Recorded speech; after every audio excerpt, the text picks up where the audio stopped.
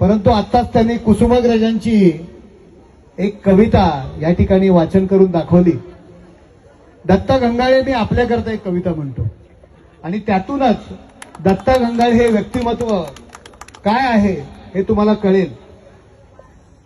दत्ता, हरला आहेस पण थंड बसू नको. दत्ता, हरला आहेस पण थंड बसू नको. हरला आहेस तू आज जरी पण स्वप्नांचा दिवा विझू देऊ नको.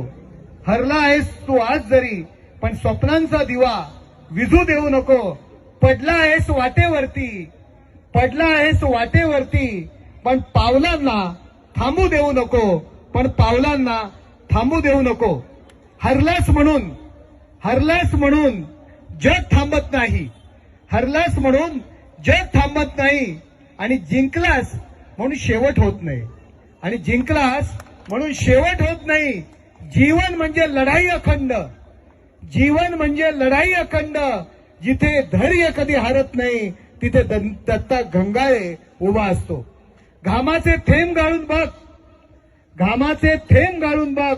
नशिबी तुझ्या पाठीशी येईल. एकदा नव्हे 100दा पड. उठण्याची ताकदच तुला जिंकवेल.